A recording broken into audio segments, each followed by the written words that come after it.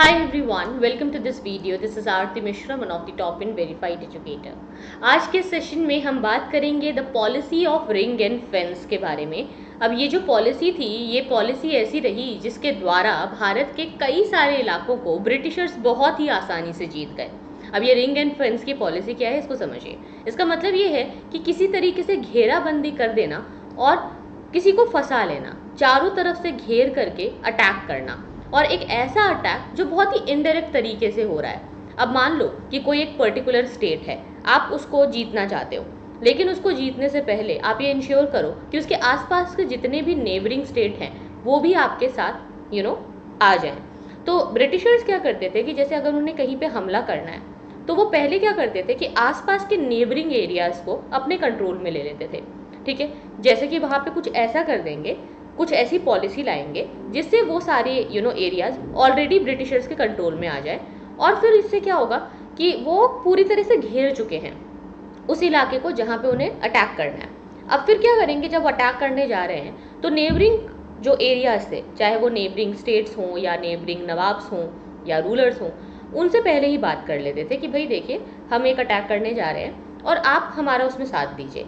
या तो वो उनको साथ देने के लिए मजबूर कर देंगे, या वो उनसे दोस्ती कर लेंगे, या वो उनको न्यूट्रल बना देंगे, कुछ भी ऐसा कर देंगे जिससे कि ये इंश्योर हो जाए कि जिस समय में वो एक पर्टिकुलर स्टेट पर अटैक कर रहे हैं या कोई एक पर्टिकुलर बैटल लड़ रहे हैं, वहाँ कहीं आसपास से और कोई वॉर या हमला ना हो जाए।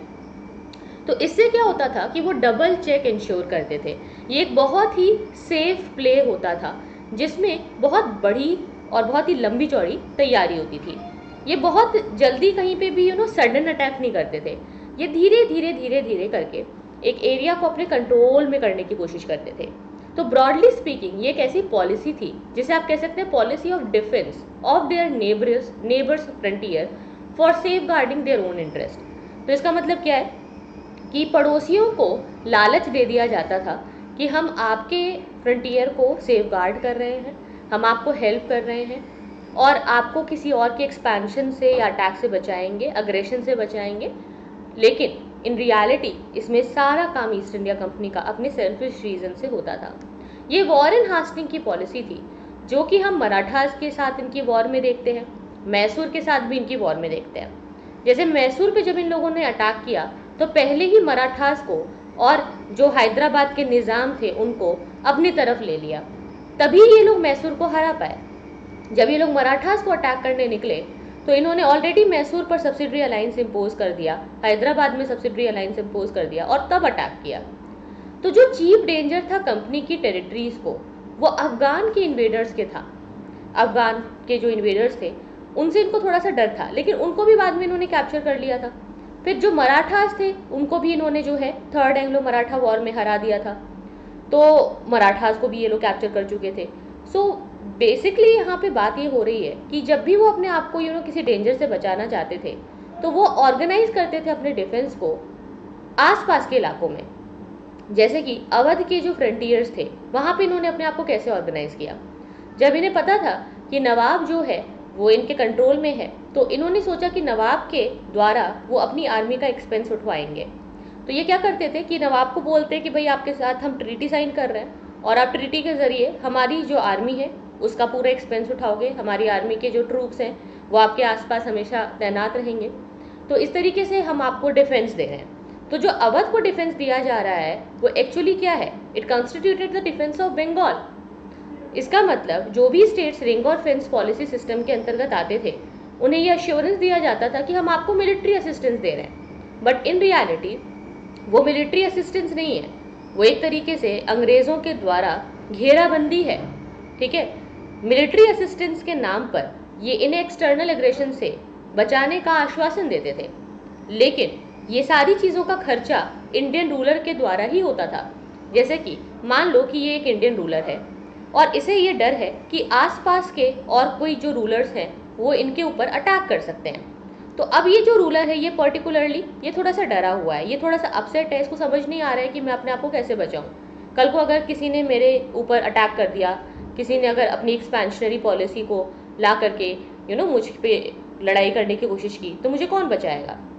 तो यहाँ पे ये क्या करते थे, ईस्ट इंडिया कंपनी से मदद ले लेते थे, या ईस्ट इंडिया कंपनी खुद ही इनको मदद देने आ जाती थी कि देखो तुम्हें डरने की ज़रूरत नहीं है, क्योंकि तुम्हारी टेरिटरी के आसपास हम क्या करेंगे, अपने सोल्जर्स को बिठा देंगे और तुम उन सोल्जर्स का ध्यान रखना कि तुम उनका एक्सपेंस उठा रहे हो, बदले में वो सारे सोल्जर्स तुम्हें हेल्प करेंगे, प्रोटेक्शन देंगे।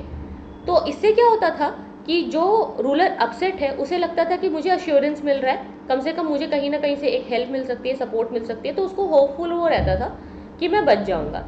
पर वो ये भूल जाता था कि इस होप के चक्कर में जो सैनिक उसके आसपास तैनात किए गए हैं वो ईस्ट इंडिया कंपनी के सैनिक हैं, और ईस्ट इंडिया कंपनी कभी भी उन सैनिकों का प्रयोग कर सकती है। इसका मतलब ये है कि ये जो सारे एलाइज हुआ करते थे उन्हें एक तरह से सब्सिडरी फोर्सेस को मेंटेन करना होता था, और इनको ऑर्गेनाइज किया जाता था, या इनको जो भी इक्विपमेंट दिए जाते थे, इनकी जो भी कमांडिंग होती थी वो ईस्ट इंडिया कंपनी के ऑफिसर्स के द्वारा होती थी। ठीक है, और बदले में ये क्या कहते थे कि हम तो आपको आर्मी दे रहे हैं, आपको हेल्प कर रहे हैं, तो आप बदले में उनको पेमेंट दो। वेलेस्ली की ये जो पॉलिसी थी, ये सब्सिडरी अलायंस की जो ये पॉलिसी थी, वो एक तरीके का एक्सटेंशन ही तो है। रिंग एंड फेंस सिस्टम का ही वो एक एक्सटेंशन है, जिसके द्वारा वो इंडियन स्टेट्स की पावर को रिड्यूस करने की कोशिश कर रहे थे, उनकी पोजीशन को रिड्यूस करने की कोशिश कर रहे थे, उन्हें अपने ऊपर डिपेंडेंट बना रहे थे, ताकि वो ब्रिटिश गवर्नमेंट के अनुसार चले, ब्रिटिश गवर्नमेंट के ऊपर डिपेंडेंट रहे। So I hope you like this video. साथ ही गाइज आपको बताना चाहूंगी कि आप मेरा रेफरल कोड है टॉप 10, जिसे यूज करके अनअकैडमी प्लस का सब्सक्रिप्शन ले सकते हैं विद एक्स्ट्रा 10% डिस्काउंट। ठीक है, आप सभी को मैं नए अनअकैडमी के बैचेस के बारे में बताना चाहूंगी। इस साल अनअकैडमी के कई सारे यूपीएससी टॉपर्स ने अनअकैडमी की मदद से एग्जाम को क्रैक किया है, और आप भी इस लिस्ट का हिस्सा बन सकते हैं, क्योंकि अभी 3 मंथ्स का फ्री एक्सटेंशन दिया जा रहा है। तो अगर आप टॉप 10 का कोड यूज करके सब्सक्रिप्शन लेते हो तो 3 महीने आपको फ्री मिलेंगे। लेकिन ये जो ऑफर है ये केवल 30 नवंबर तक ही वैलिड है। अभी अगर आप सब्सक्रिप्शन लोगे तो 25% ऑफ आपको ऑप्शनल के साथ मिल रहा है, और 10% मेरे रेफरल कोड टॉप 10 के साथ मिल रहा है। तो ओवरऑल आप 2500 रुपीज़ का फ्लैट सेविंग कर सकते हो।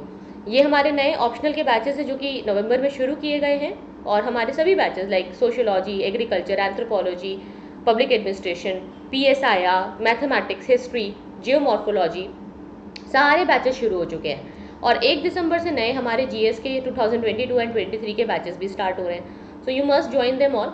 और हमारा यहाँ पे एक बहुत बड़ा रोड मैप है, जिसमें हम प्रीलिम्स, मेंस, इंटरव्यू, सारी चीज़ों की तैयारी आपको करवा रहे हैं एग्जाम के डेट्स के अनुसार।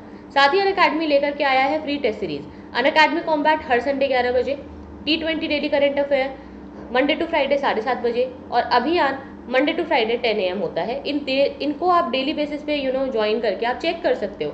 और अगर आप कॉम्बैट देते हो 11 बजे संडे को, तो आपको स्कॉलरशिप मिल जाती है, अप टू 100% स्कॉलरशिप है। और साथ ही अभी आपको 20 GS बुक्स मिल रही हैं फ्री, अगर आप सब्सक्रिप्शन लेते हो, जिन्हें टॉप एजुकेटर्स ने और यूपीएससी के टॉपर्स ने लिखा है, और ये हिंदी में भी अवेलेबल है। ये बुक्स आपको डोर स्टेप डिलीवरी में मिलती हैं, आपके घर पे पहुंच जाती हैं। आइकॉनिक सब्सक्रिप्शन लेने पर आपको मेंटर्स दिए जाते हैं, जो कि लाइव मेंटरिंग प्लेटफॉर्म के जरिए आपको एक्सपर्ट गाइडेंस में प्रिपेयर करने का मौका देते हैं। इससे रिगार्डिंग अगर कोई भी आपके डाउट्स होते हैं तो आप मुझे क्वेश्चंस कमेंट्स में पूछ सकते हैं। Thank you so much for watching.